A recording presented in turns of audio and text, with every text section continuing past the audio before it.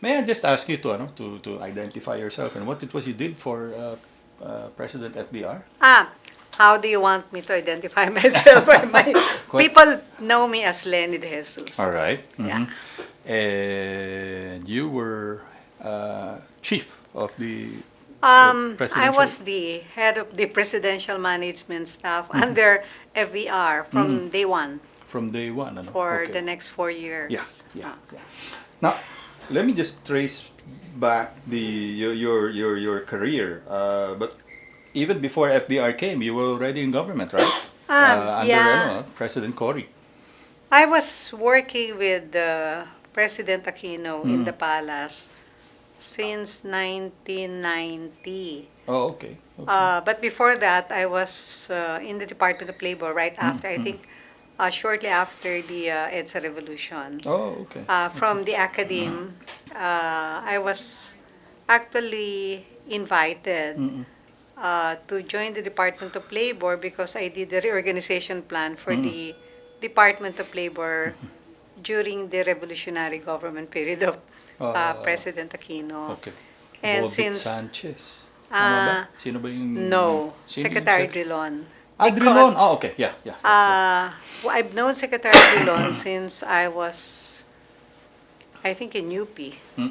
And then in Accra Law, because Attorney De Jesus worked with him Oh, yeah. in Yeah, Accra yeah, Law. Right.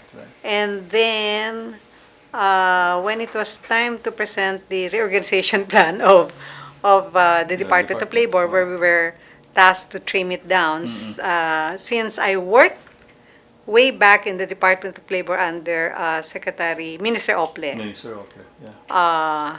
So we came up with a plan, and after it was approved, Secretary Dillon asked me to help him get this implemented and to help him do the corporate planning when he first assumed as Secretary of Labor. So you got drafted. I got drafted, and then after that, he requested me to join the Department of Labor, and since it was a new government, we had all of our hopes about this being an entirely new regime, and there was really a desire to help improve our country. So I agreed, but on the condition that I do not do any operational task. I wanted to do staff work, so I was assigned to performance planning, monitoring, Yes, yes. and I was also Policy. head of the International Labor Affairs. Yeah. There you are. FBR at that time was appointed by President Cory to become Chief of Staff. He eventually became Secretary of National Defense. But when did you Meet when did up- you first? yes, okay. What was the first meeting about? So, right after, I think, one of our biggest coups against President Aquino, Secretary Drilon was transferred to the Department of Justice. Yes. Okay. And I was also, he requested his successor, Secretary Torres, to have me detailed to the Justice Department Oh, okay. so that I could do the same kind of performance planning, monitoring, and okay. evaluation system. And it's like we had to put the entire department in order so that the secretary would be aware of all the functions, duties, responsibilities of all the agencies and attached offices, and that every single task there would be properly monitored. All right. Resources would be properly allocated and all that stuff. So I was there for about, I think, more than 6 months, and I realized, di man ako abogado eh. So, parang, Yeah. Okay. I mean, where will I go from there? Okay. So, I was offered a job in AIM, Oh. Okay. Asian Institute of Management, as professor. And since I started my career as a faculty member of UP, Yeah. so I said, okay, then I'll go back to teaching because I don't think I had a future in the Justice Department. However, when my resignation letter reached the desk of President Aquino, I was told that she did not agree and she said she wanted me to work with them in Malacanang. So I was assigned to the office of Secretary Macaraig, Executive Secretary. the executive secretary then. But they were not quite definite about the task they were going to give me. All right. And but I was reporting exactly in his office. So um, then came this move to establish the Kabisig People's Movement, Oh, yeah, yeah, yeah. because at the time it appeared that President Cory Aquino was getting bothered about the fact that there seemed to be no manifestation of support for everything that she had done. And she said that she has provided so much support to people's organization and NGOs, and was really working on this concept of people power. Yes. So she decided to put up this movement. It's called the Kabisig People's Movement, which was supposed to promote a tie-up between people's organization, the local government Yes, unit, yes, yes, and the yes. national And government yes, unit. yes. Okay. That's And when you came in. yeah, that yeah, and then they thought since there is this Lenny who's here and she seemed to be not to be so busy, they requested me to head the movement. But after a while, I realized that if the president really wanted to promote the movement nationwide, I needed a political personality, a local government official who could be its head, and I could be the deputy, and I could run the secretariat. That was Obet Pagdanganan. Oh, yeah, Okay. yeah, yeah.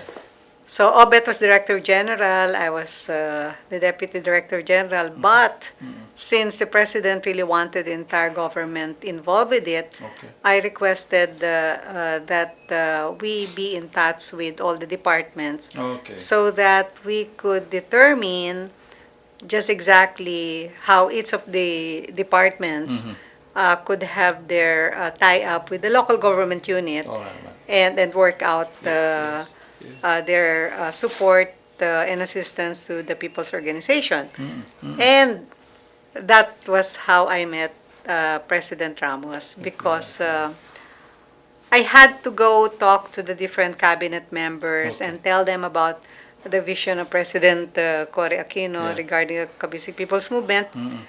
And lo and behold, only President Ramos really provided all-out support. And he Talaga? said, yeah, and he said, I even visited him in his house, and I said, you know, the President wanted to do this, and I need the help of the departments.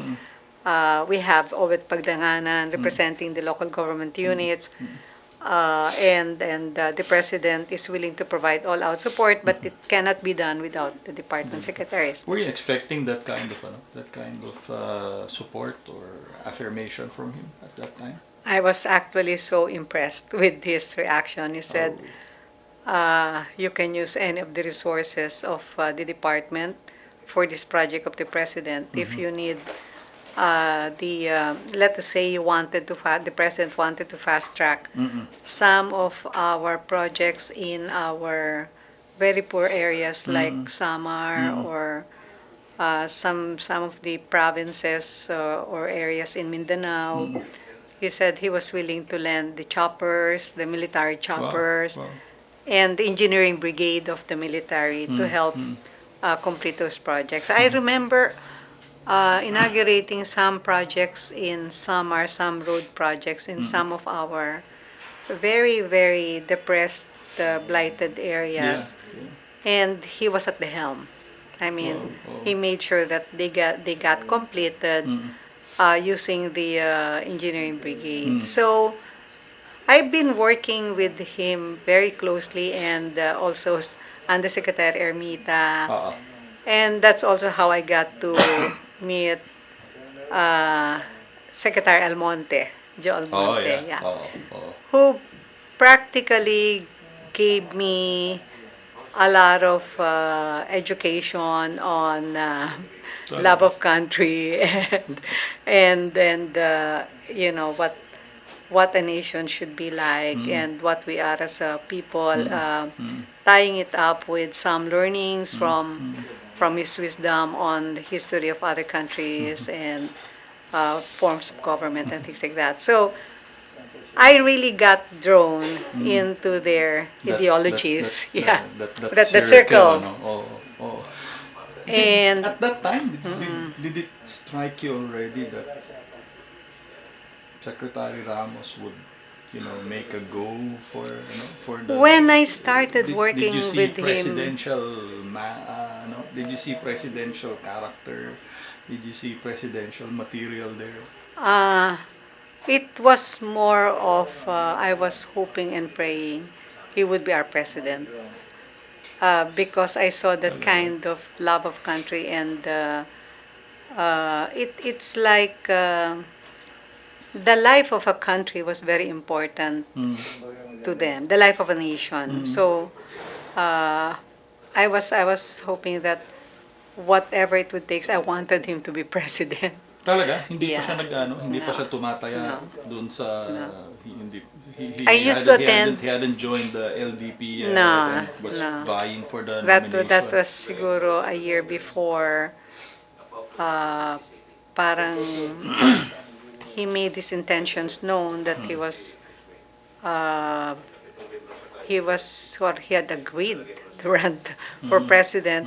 And actually, internally, I was very happy about that. And I Oh, when said, you heard the news. Okay. yeah, I mean, I was already working in the palace, working with him and working with, and getting my education from Secretary Almonte and Oh. learning strategies and tactics from Eddie Ermita, Secretary Ermita. Wow. And at the back of my mind and in my heart, I was really hoping and praying that this man would run for the presidency. And then, after a while, Secretary Drilon was appointed executive secretary. Yes, yes. And Secretary Drilon asked me to help him with the Office of the Executive Secretary, where we also put together all of the offices under, first, the Office of the President. We have a lot of PUTATS agencies there. Yes. And also all the departments to make sure that the work was somehow coordinated and that everybody was clear as to what should be done. So, but I was also continuing to work with PBC. Secretary Ramos and Joe Almonte, Secretary Almonte.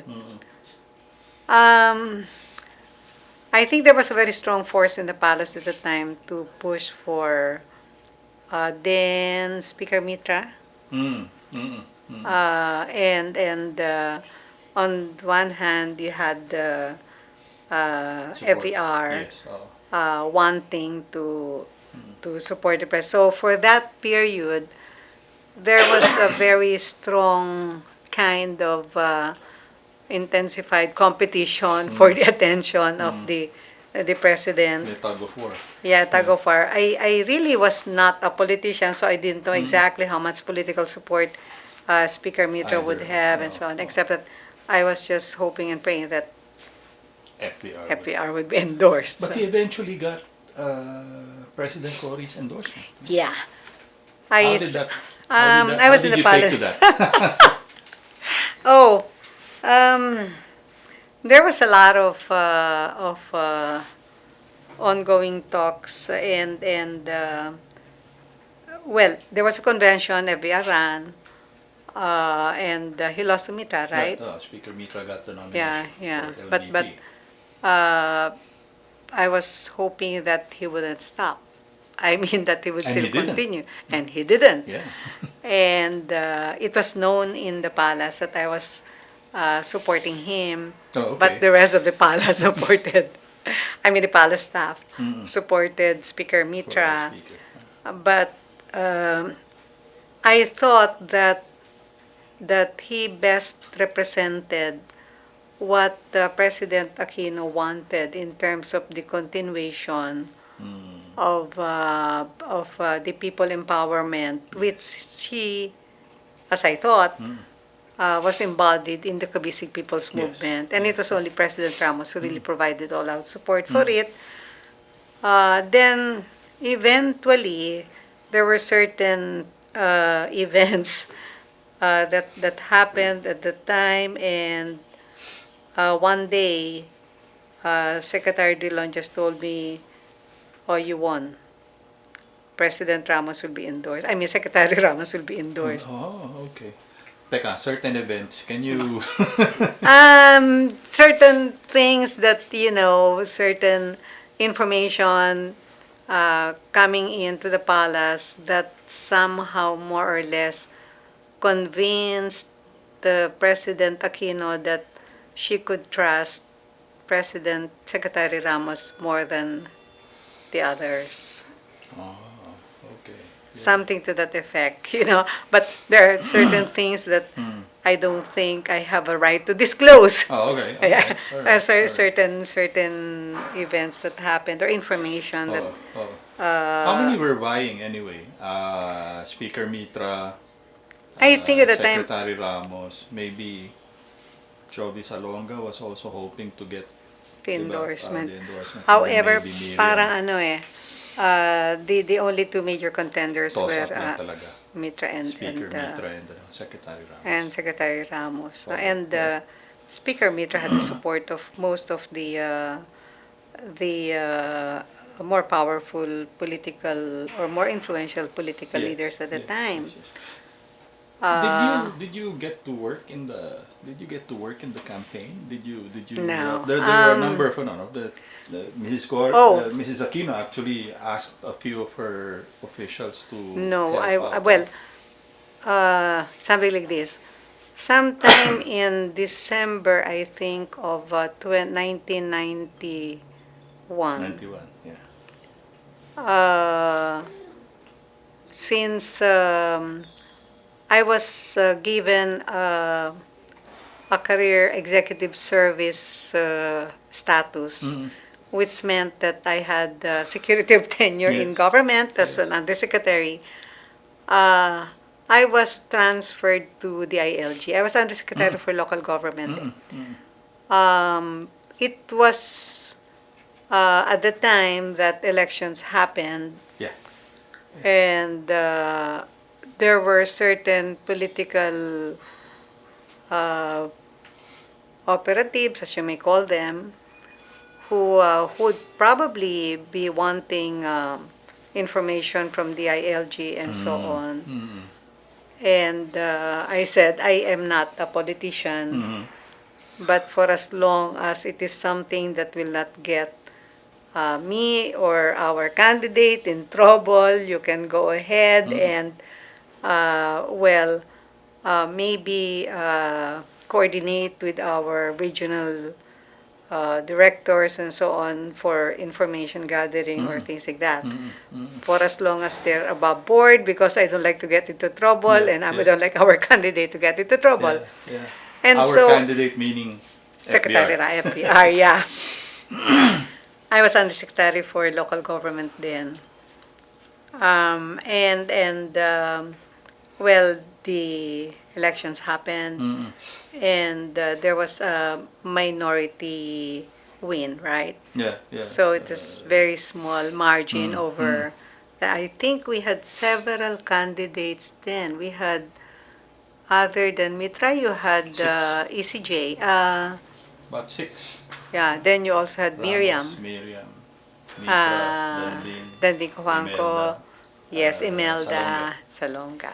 Yeah. So the votes were divided, and FVR won by, if I remember correctly, some 600,000. So, when he was president-elect, declared president-elect, I got a call from him. Okay. And I was surprised, and he said that, I'd like to meet with you.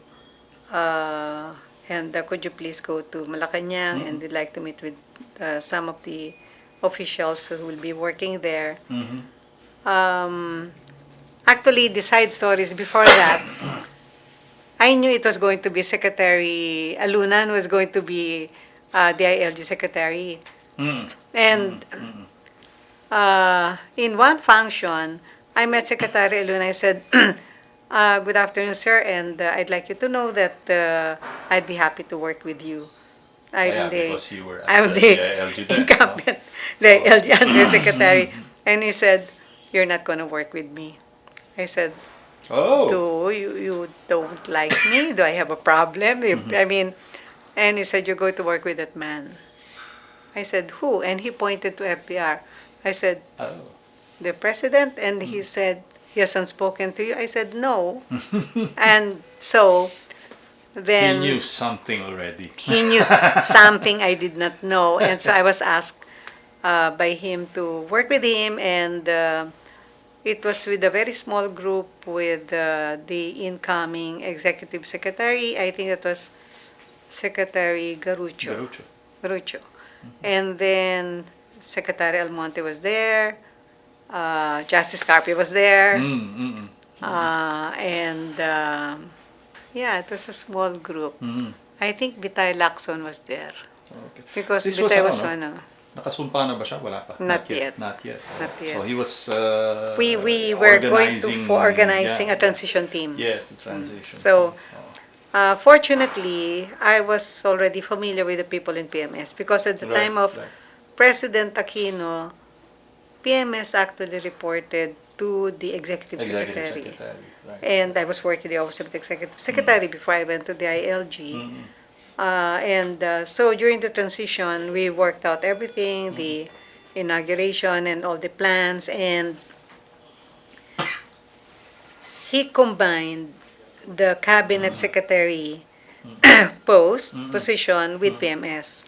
Because during the time of President Cory, you had a separate cabinet secretary who was then Ping De Jesus. Oh, yeah, right. And you had a PMS head then who was Elfen Cruz. Eventually, it was Chito Sobrepeña became PMS. PMS or cabinet secretary, but they were divided. Yes, yes. So he said he saw certain conflicts between the position of the PMS and the cabinet secretary, which should not be the case. So there should be a unity of command, and so I became PMS head and concurrently cabinet secretary. So parang ano, no? That's him already doing a reorganization, ano? Actually, of all the, I think, presidents I've worked with, All right. he had this very unique, distinct advantage of having managerial skills. Okay. Very strong, ano? Very strong. Very strong managerial skills, which I think most politicians forget about because they only talk about their political position and how to maintain themselves in that position. Image base. Yeah, your political base, which means you're talking about elections and so on. But it is unfortunate that very few heads of officers or even politicians would think about the need to make sure that whatever organization they're heading must be properly managed, that your objectives are clear, that you check on how performance is being done, and things like that. So he had that distinct characteristic. So when I was working with him, he asked us to put together the cabinet with several workshops because we wanted to come up with a plan and a roadmap. Hindi pa siya umuupo nun? Meron na siyang Transition pa lang? transition. Parang we have to be sure about what we wanted to do. So on the first day of the cabinet, if this is what we wanted our country to be, we should shoot out directives to every cabinet member.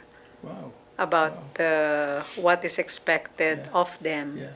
Yeah. when they sit as the heads of their departments. Did you see any other chief executive do that? I mean, weeks before getting into office, You know, gumawa na ng ganun, nag-workshop planning, and etc. siya yung pinaka magaling, mahilig na to do workshops and getting people's ideas, but making sure that they are somehow aligned and synchronized at the end of it all. It was not just a matter of doing a workshop and putting things together. It's like you are just collating matters. No, because it starts with a framework. Yes. And then it starts with, he has his ideas about what he wants the workshop to achieve. And so it was really, really fulfilling working for somebody like him because basically my training is organizational management. So I thought that his methods somehow prove all of our organizational management theories correct, including the principle of completed staff work. Oh yeah, I'm going to get to that later. Yeah. So that was during the transition. And on our first day, right after the inaugural address, we went to the palace to hold the first cabinet meeting. Right. But if I remember correctly, the weekend before that, we had a meeting with the key officials of President Ramos, with Secretary Almonte and I think Secretary Carpio, and we were discussing just exactly what what our priorities should be. That should be presented to the President for his approval. And if that were the priorities of the President, and remember that he ran on with the party of Lakas Tao, right? So with the Christian Democrat Lakas NUCD. philosophical orientation, Yes. and we had to tie it up with that. So Okay. Okay. in short, there was an ideology, and the ideology provided the framework that would be the basis for the overall determination of the end result of the presidency and the country. So, and that also provided the basis for a roadmap that we should be following. And it was the role of PMS to make sure that the people, the department secretaries, and the entire bureaucracy did what they were supposed to do. Is that also reflective of the kind of, I guess, the training and the mind of FVR? I mean, the man was an engineer I think by it's training, the engineering. No? Maybe it's engineering training, and I guess his background in the military, because I understand that they're really trained to think systematically, right? Right. And time and motion. And it's like you're at war, and you know exactly what it means to win a war. So things in place, strategies, and how everyone will be participating and things like that. I never got to ask you, how did he give you the job offer? I mean, he asked you to go to the So he asked me to office, go to the meeting, and he said, I'd like you to be my PMS head. Ganun, straightforward. Straightforward. So, and as PMS, you have to do the following, and that meant Marching orders ka marching agad. orders. And you'll also become currently cabinet secretary. I'd like you to monitor the performance of the different departments and everything, and I'd like you to prepare everything effectively. We took care of all of his events, his papers, his speeches. We reviewed everything that that are submitted prior to a cabinet meeting. We came up with a performance commitment system for all the cabinet members. And these were monitored on a monthly basis. And if there were problems, we had to give feedback to the department secretary that, you fell short of this, or you did very well in this, or you had a problem that has to be resolved. And we also follow this principle that government conflicts should not go out to media. They have to be resolved internally. So if there's a conflict between departments or between government corporations, we were tasked to call them to Malacanang. Talaga. Yeah.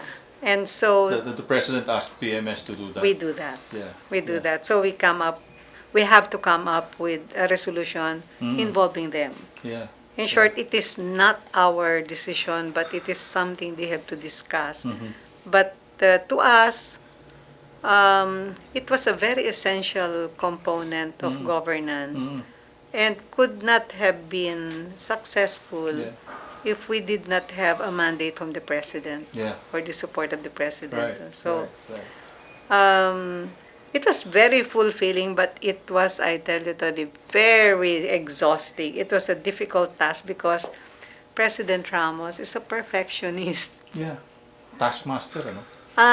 He wakes up at 4 and then he starts shooting instructions. So when I get to the office at about 7, I get all of these papers with the red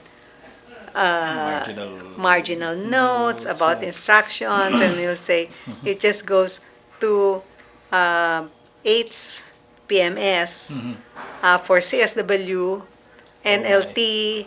Sometimes it's within the day. So not that means later, NLT, not and later than. it goes Oh my gosh. for the head presidential management staff. That's me. That's you. For CSW is for completed staff work, and then NLT is no longer than, and usually it's towards the end of the day or the day after. So, and then when I do the memo for him, the CSW will require that we're able to summarize this in a page or so. But all of the basic background that he has to know should be there. So if there are other attachments, if he wants to double check what we wrote in the summary, it has to be attached. Yeah. Tell me about that tool. I mean, just about every secretary we've sat down and spoken with, it's always Talk about CSW. And it seems to be part of some Bible or Yes. CSW. The complete staff work is actually not only a method, it requires a culture of work. So when we say completed staff work, my final test is my recommendation gets approved with no questions from the president. All right. If the president asks any question, additional. okay, which means I did not complete my staff work because there was an information that was missing.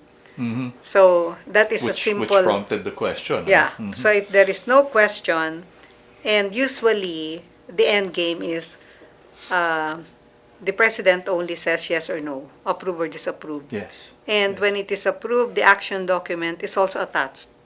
Like, for example, we have this particular price problem and we would like the Department of Agriculture Secretary to undertake this particular action. Should you agree, we have attached here with an administrative order, executive order, memo circular that will direct him on what should be taken, etc. etc. So he just signs approve or disapprove. He just ticks it off. And then attached to that would be the corresponding executive order, administrative order, or whatever it is. So, but we do an analysis of the pros and cons of the options. But we cannot tell the president for your consideration, because if you do that, he is going to blow his top, because you're supposed, as staff, to to do your preliminary assessment and evaluation and recommendation. So, as I said, it was a very, very difficult task. I think for all the years I was working with FVR, I never had a good night's sleep. Yeah, because I have to work until early morning until late evening. When I go home, I have to wait for the speeches because wala the pang next day. computer noon. The speechwriters are in my office and I have to review the first draft. And if there are corrections, puro fax machine pa lang nun. So you have to wait for the Yeah, right. for the phone to ring and you say, okay, padala nyo, then I have to read it and review it and correct it. And if there are long corrections, I have to call them and dictate to them, this is how it should be, etc., etc. Okay, when you revise it, send it back to me. So that happens every night. And then if the president is going to out of town, we have to take care of everything from the substantive aspects of, let us say, we have to prepare a background about the area. Yes. What, let us say, if he is going to a province, then you have to give the basic background about that province, the key officials there, Eco-social, the socio-economic, political situation, what their main issues are there, Yeah. what their needs are there, who have requested to meet with him, and what they will be asking from him, and what his possible replies can be. As in the entire agenda talaga, no? It's like he should go there very prepared to meet anybody and know what they want from him and what are the possible promises he can make or commitments he can make that we can have done. Yes. Pero, alam, yung problema dun kasi, ma'am, is that, if you have an ordinary person who's looking at an ordinary day, but that was never FBR, right? FBR was, we have 10 things planned for you, Mr. President, and he's going to get back to you and say, why only 10? Why not 20? Am I Yeah, not that's right? correct. Diba? So, In a how way, did you manage that? When I was working with him as PMS head, although it was really crucifying and tormenting, I would describe it as torturous. But frankly, I had to give up personal life and maybe even a family life. Yeah, So yeah. I hardly saw my kids. Your kids, yeah. My parents, I only see them on Sundays when we all have a family gathering. But usually, even if I have a family gathering, he would call and There's a give call. instructions. And there are no Christmas days. There are no holidays. There's no Holy Week. Sometimes I get the chance to take off, maybe from Holy Thursday. But even if the few times that I have a chance to play golf, I had to play golf because I developed heart palpitations when I was working with FBR. You needed some release, ano? But because I had heart palpitations, the only exercise I was allowed to do was golf because it's low. Yeah, low I mean, resistance. I can no longer do my usual aerobics or tennis or Jog, whatever. Yeah. yeah, So, yeah. but looking back, I think one of my greatest accomplishment in life that I will be very, very proud of is having met his standards Wow. at work. Oh, Yeah. oh.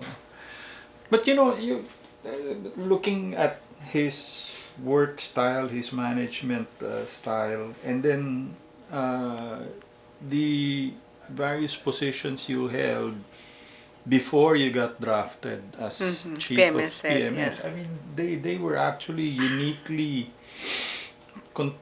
contributory to what you eventually were doing for FBR. I mean, your organizational management, your penchant to look at plans, look forward, plan ahead, diba? I mean, the two of the way your minds worked was very compatible.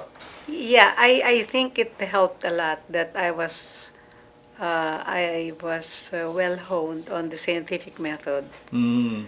Because even if you take a look at going back to that completed staff work, if you really analyze what gets into that document, it follows the logic of the scientific method. Yeah, I mean, we identify a problem, we propose a hypothesis, we do our review of literature, state of the art, what is the situation here, what are the possibilities for your hypothesis being correct, and so on, and then you make a conclusion. Right. So basically, that is what helped me, and I think it also helped a lot that I have full training on systems analysis and design. And actually, I was very fulfilled working for him because my mind was kept very active. And I was very much interested in the life of my mind. Yeah, so... But it was impossible not to be active when you were yeah, shadowing him, right? going. But you see, the thing is, I have to be physically with him while preparing for the next activity, and at the same time worrying about ensuring that all of the work of the entire bureaucracy is being monitored by staff. I must say, I have a very good staff. I mean, in PMS. Were it not for the commitment, the competencies, and the integrity and honesty of my people, I would not have been able to provide that support to FVR. Ang galing ng tiga PMS. And they don't sleep. Yeah.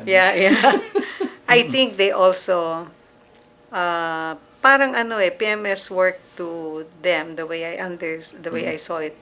It's like a religion. But that was the nature of the job, and public service, But I guess that was also, FBR's brand of public service, diba? That was FBR's brand of. I must say the reason we were able to get the PMS staff to display that kind of commitment was because the mission was quite clear. Oh. Their contribution to the mission was quite clear. May path talaga. It was not like you have workers who go to work to get a salary, or that they just have a job, but nothing to do. But in this case, they all knew that they were contributing to a mission that was really contributing to the life of the nation. Infectious ba yung passion ni FBR? I guess so. I guess so. And it reflected on just nearly everyone who was working with him and for him, Also, there is something about FBR. If you see him at work, he is very, very strict, right? He's very, very demanding, and he can be sometimes scary.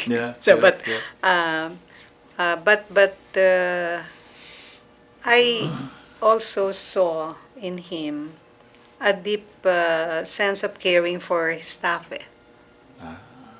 Okay. But it is cariño brutal. I mean, but you could see that he cares. Like he had a soft side too. There is. As a matter of fact, I felt cared for. I felt protected. Although life was difficult and I was being maligned in the papers and media day in and day out,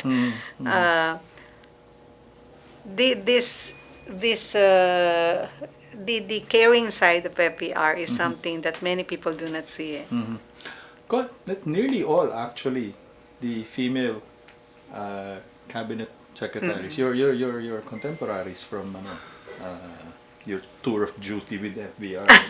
Everybody actually, the ladies, the Really? females, so actually felt that he was very protective, and while the boys, the men knew that he had their back, they had their Covered. back. Uh, the women actually had, we knew he was, diba, regardless of. Gano, yeah. Yeah. Yes, he was actually like a father. Maybe it also helped me in the sense that because my father was that strict. Oh, okay. So, I mean, I got used to that kind of an elderly personality in my life.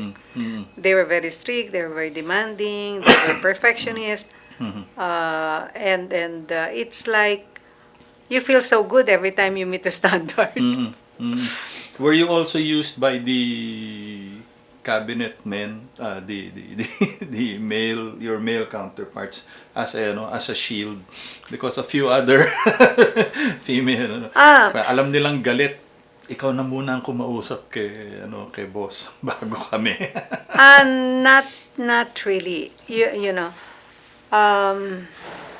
there were certain things about my work that I had reflected on when I left the government. And I thought, I don't know if it helped me a lot or it was not good for me, that I am basically an academician and I do my work like an academician. Okay. I hardly talk to people, Oh. and I don't really care about who will be affected for as long as what we're doing is right and legal and will be good for the president and the country. I guess I antagonize a lot of people that way. Okay. But at the same time, I thought it was good because it was I maintained my academic integrity. Yeah. So And there was some professional distance. yeah. How did you mentioned it? I wasn't able to follow it up when you mentioned it, but let me get back to that. How did FBR blow his top? Nako. One time he calls me. Says, alam mo, he was correcting the paper, the arrangement of the document. Nakakita ka na ba ng presidente nag-staple ng dokumento? Uh-oh. Sabi ko, oho. Sino? Kayo po. I mean, but, I think when he blows his top, like for example, during the cabinet meeting, he will call me and say, sabi mo yung cabinet secretary niya tigilan na niya yung kadadaldal niya kasi ang haba-haba ng presentasyon niya. Wow. Of course, I cannot say that to the cabinet member. Yeah. So I approach the cabinet member and I say, sir, the president is in a hurry and maybe we could make the presentation shorter. But when I do that, they get more scared and they talk more. Okay. And then he will call me again and he'll call me again. But he usually scolds other people when he gets angry. But it is not directed to me. O sa So, sa ibang ano. Parang he expresses it to you that let's say, alam mo, si ganito, ganun ginagawa. Or, but you get scared because he's president. Yeah. Yeah. As PMS, you said that you help resolve differences, conflicts, and ano. So, ikaw yung custodian nung kwarto na walang aircon where the cabinet secretaries should resolve their differences. No, we usually call them to PMS. Okay. So, Because some of them related that there's this room in the palace and the That- that's, president would ask them to, you guys discuss diba, what needs to be discussed and that's how it should be because at the end of the discussion, the decision must be documented, right? So unless they're documented, it will not get implemented. Right. So we have to be there and we have to make sure that that they are in agreement, that they sign it, because if they're not signed, they may go out and say we were forced to do it and so on. So it was orderly. I mean, it was quite orderly. Yeah. But your position as, well, cabinet secretary and head of the presidential management staff actually placed you at a very unique position within the Yeah. official family, and the government hierarchy, and eventually there you are. You earned the moniker The Dragon Dragon Lady. Lady, Yeah. you know, which I guess, depending on who it is you're speaking with, is either boon or bane. Yes. How did you take to? To being called the Dragon Lady. Yeah. Actually, I think people think more adversely of it than I do. Well, I knew the story of the Dragon Lady, yung the according and I guess Secretary Almonte was feeling so sympathetic. He had to explain to me, don't feel so bad about it because there are two versions of the Dragon Lady. One was written by the Western authors Yes. who depicted her as evil. Yes. Yes. And then you have the writings from the Chinese authors The who more depicted original her, version. the original version, who depicted her as the empress responsible for the golden age of China. Right. I said, so he said, don't feel so bad about it. In a way, because I was getting threats left and right where I was working, because, for every appointment you make or every decision you make, for every single appointment, you probably have about 10 or 20 disappointments. Disgruntled, yeah. I mean, even when people get appointed to posts, Yes. they think I'm responsible for that. When the president terminates somebody, they think I'm responsible for that because they have to blame somebody, right? Even if I have nothing to do with Except it. the president. Except the president. So I get blamed for it. Anyway, but it goes with the territory, I suppose. But I admittedly, as I attracted a lot of media attention, and I was painfully maligned.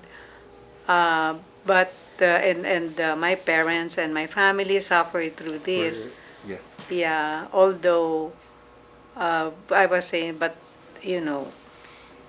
maybe I didn't realize how bad they were because I was so busy at work. And it's only when I left government I realized, boy, what a bad public image I have. The vitriol Yeah, that flowed, I mean, they say I'm manipulative. They say I worked my way through the position, and they say all sorts of nasty things about me, which at the time I really did not think so much about it because I was really so busy. But I could see my parents suffering through this, or my brother suffering, and my friends saying that ang hirap mo maging kaibigan, dami mong kagalit. Yung ganun. So, well, what can I do? But I realized at the end of the day, they will not be my judge. Yeah. Yes, so it was more of a philosophical framing that none of these other people will be my judge at the end of the day. So I guess that made me survive it. Yeah. At the time, you knew you were getting hit, Yeah. I remember a few columnists who were really Oh yeah, viciously attacking me. vicious, to say the least. But you were not entirely oblivious to it. No, I'm not. But you were also not entirely, fully aware of the kind The extent. The extent and the impact on the public. But it also helped sometimes that I guess from FVR to Secretary Almonte to Eddie Armita and the other cabinet members who were my friends. they console me, and Alright, they'd say that Yeah. Close friends. yeah, they will tell me that, like, for example, I think it was Secretary Almonte who said that, you know what, Julio Iglesias paid so much so that his name will be mentioned in media, good or bad. He paid for it. I mean, it's Consuelo de Bobo, but you say, don't feel so bad about it, because, other people will pay so much just so their names will be Mention. mentioned. And Okay. here you are, Oh, you're not paying anything, Yeah. and you're always in the papers every day. Kaya mabuti man o hindi. Kaya mabuti man hindi. Yeah. But I was thinking, teka muna, di mo na ako tatakbo for office eh. So, I don't need, actually, another insight I had was, I thought I could have done more if I did not catch media attention. Oh. Oh. Because it was, as you said, I was not oblivious to it, but I try not to make it affect me. But somehow, it does eh. It did. It does. No, It does. it did. It also somehow will affect the president, right? But I thought I could have done so much more if nobody knew who I was.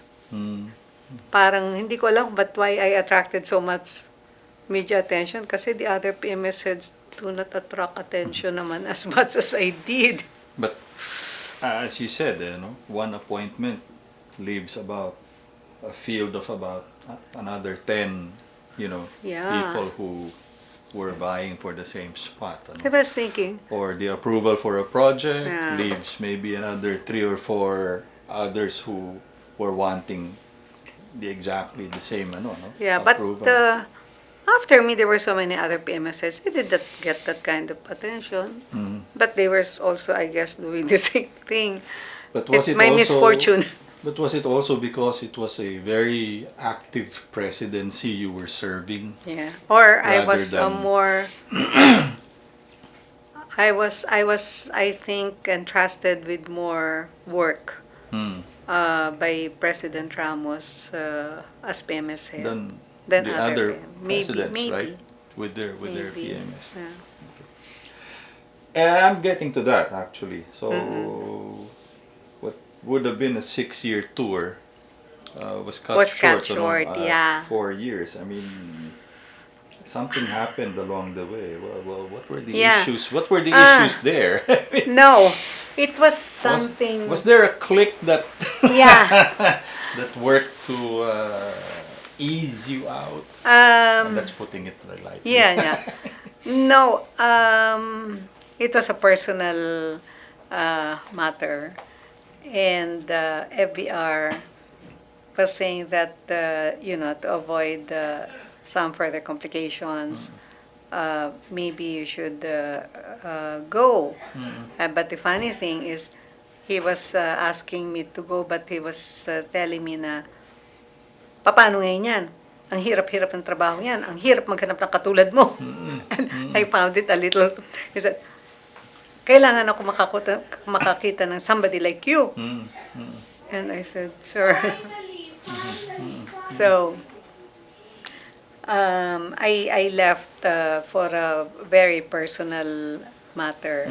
But they had me appointed as DPP director. no? Yeah, but Director. when I had to leave, I was not actually eased out. That is when he showed the height of his care and concern for me. Because he said, I want, what do you want to do? And I said, sir, I will be doing consultancy because, we have a new BOT law, and maybe I could help the private sector push through their big infrastructure projects, Right. and I'm quite familiar with bureaucracy and government operations. And he said, I want to help you. And he did. I didn't really, I mean, you discussed, you discussed the issue. You eventually told him of your decision to, or you discussed that, We option. discussed But he certain but things. he wasn't quite ready for you to leave Yeah. public service, which was why. Yeah. As a matter of fact, he I think it was after that that he gave me a presidential merit for Yeah. for my work in PMS. Yes. And he was truly caring because he was saying, "What other problems do you have? Is there anything I can do?" Talaga. Oh, so he that was when I realized, oh my goodness, I owe him a lot. Mm. Yeah, because he really made sure that I was okay. Parang ano rin, Mm-mm. Parang to a certain extent, it's also like the soldier's mind, leave no man behind. No? Ganun, no. No. Mm. No. Did you feel that ano? Mm. Parang, okay, if you're leaving, then, I'll find you. Mm-mm. So, but whatever it is you want to do, Mm-mm. or whatever personal problems you have, Mm-mm. let me know how I can help. Mm-mm. And he did, and he does. Mm-mm. Mm-mm. Yung, Just before we move on to that was also about I mean your 4-year tour of duty was one of the most prolific times that a presidency can ever claim, I mean, Yeah. the legislative reforms, the economic The economic agenda. agenda, no? we were very clear about what we wanted to do. As a matter of fact, you remember the principles that we followed to be able to pursue an honest to goodness people empowerment, which meant that the leadership, the national leadership, must be able to provide the environment, Mm-mm.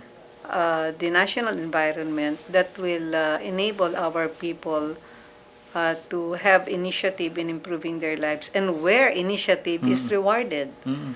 Mm-mm. It's not like people now feeling so helpless that no matter what they do, nothing happens to their lives. No? Yes. So, if our people will just exert some effort to study, to improve their lives, then they can be provided these opportunities. Yes. And it was not something we are leaving the people to do. It was something that the national government should provide for. Mm. So we worked on our devolution, we worked on Yeah, our strengthening of the local government units, and of course we started with this basic principle of making sure that the market, a free market economy really operate. Mm. What does that mean? You have to break monopolies, you have to break cartels. Yeah. So you're able to provide equal opportunities to everybody. It's leveling the playing field. No? Oh. So that kind of untying the knot Mm. that prevents our country from progressing was something that was really done. Mm. And that will provide the greater opportunities for everybody.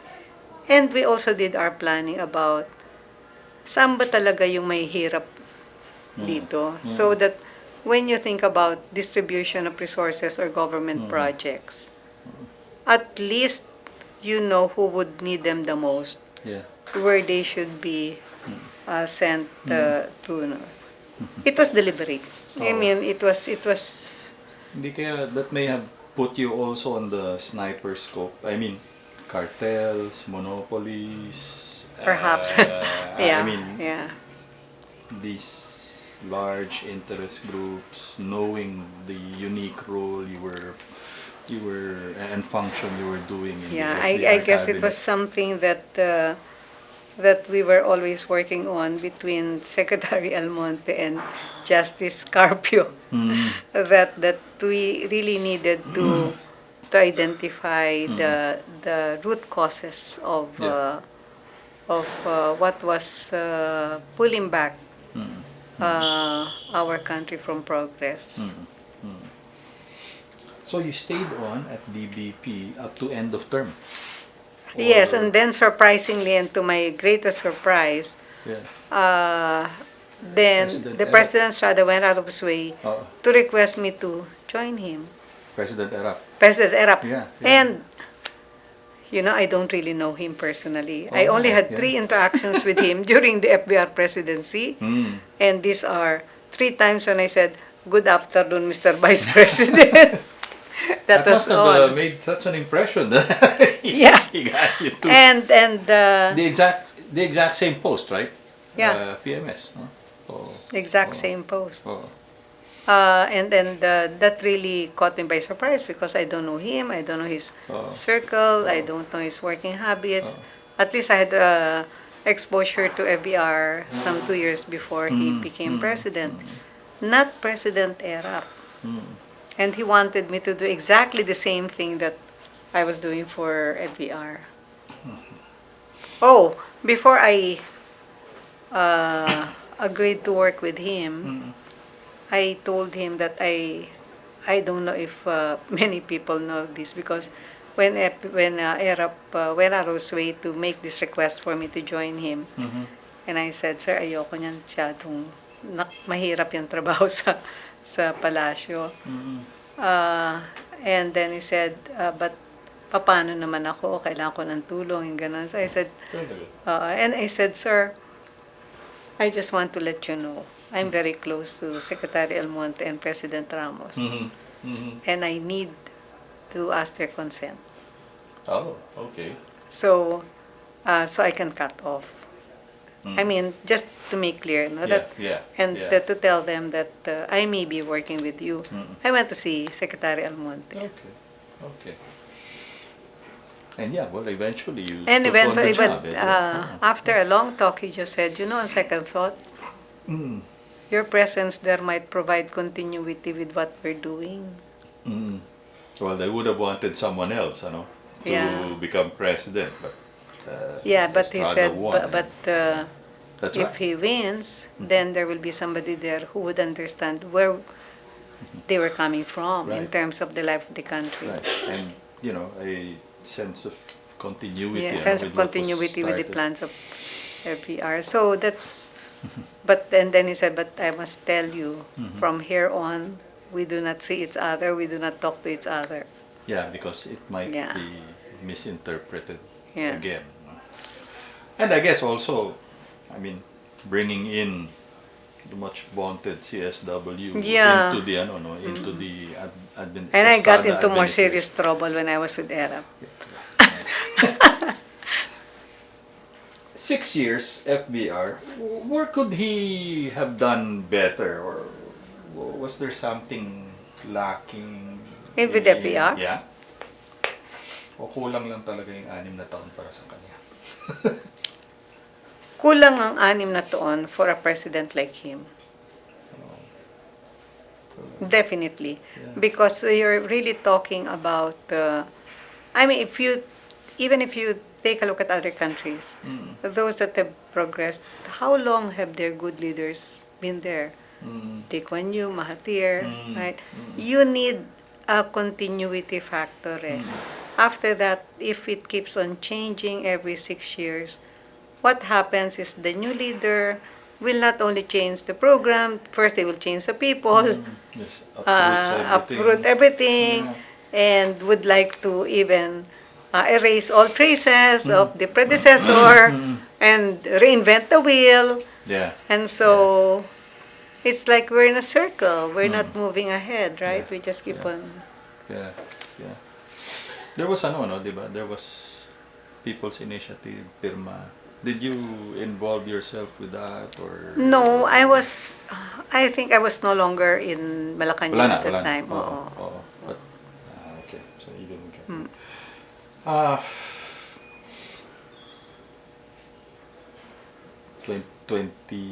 30 years. Tama ba? 20 years. Yeah. No? Come to think of it, I was 2008. PMS head when I was 40 years old. Wow. That dates me and tells you how old I am anyway.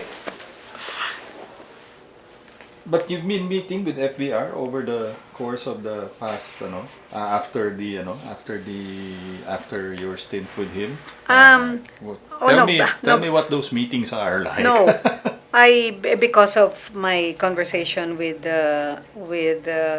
Secretary Almonte, when I said, I was going to work with ERAP. Didn't have a chance to meet with FVR all the time that During that time. yeah. Pero I ito, only itong, met him much later. I mean, when si Gloria at si with Pinoy this, na. yung some social functions and gatherings Okay, lang. Oh. okay, But okay. after President Estrada kasi, I decided to live a life, and that's when I went to music. Oh, okay. So I stayed away from Tama na yung nasa public ka. tama. Kasi parang which is what I tell some of my colleagues. You know, no matter what people say about me in media, and all the bad press, I am so convinced I did a very good job as PMS head. And I was good at it. I mean, I don't even, this is something nobody can take away from you if you know you did a good job. Yeah, so, and I was, that is something that will become part of you for the rest of your life. Yeah, that association with FBR and the role that you played in his administration, what do you tell people? Is that what you tell people? I did a good job. I mean, you know. And I don't usually do that until I get so frustrated and I say. Now, what would you normally share with other people about your stint with No. FBR? The only time I started working full time again after 2000, I retired. 2000. Yes, I know. I was though still with GSIS just as director. Oo. I went to the private sector and I worked as director for BDO, Yes, SMPC. yes. The only time I went back to government was when President Estrada requested me to take care of the school, the PLM. I had no intentions of going back to work, except that he said, naawa daw siya doon sa mga bata doon kasi parang they were neglected and parang, ay, sir, sabi ko, ayoko na magtrabaho kasi I'm so tired. So, but then he said, you know, kawawa talaga yung mga yan lang ay inaasahan ng mga mahihirap, na isang matatapos, tapos yun ang magkaangat sa iba. So with that, I agreed to work in, but he said, I give you full authority, blanket authority ka, hindi kita pakikialaman. So that's how I got back to the academe. The academe. Oh. Looking back, what to you was FBR's greatest legacy? Greatest legacy? His best. There are a few.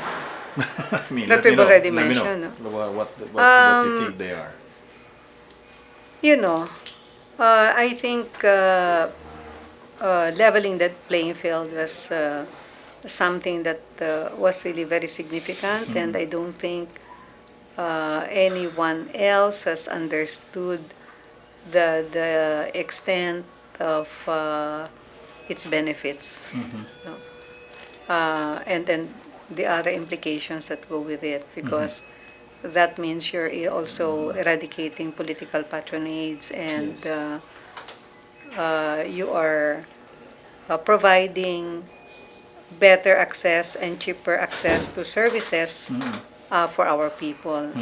So, malawak at malalim siya, pero hindi naiintindihan kasi nung iba yung extent of the benefits of that kind of positioning. I think his desire to, you know, the other legacy of FBR, which I have not seen and would like to see, is honest to goodness governance, which means ensuring that all the elements or the departments and components of bureaucracy truly did their work properly. Because it's not like he was just waiting for papers to come to him or problems to come up before and just attend to those things that happen on a day-to-day basis. No. He had a long-term plan. Yeah. Na sana mayroon yung It was iba. too short for a 6-year term Mm. to accomplish. Thank you. Okay. Thank you very much. Thank you. Thank you for the chance.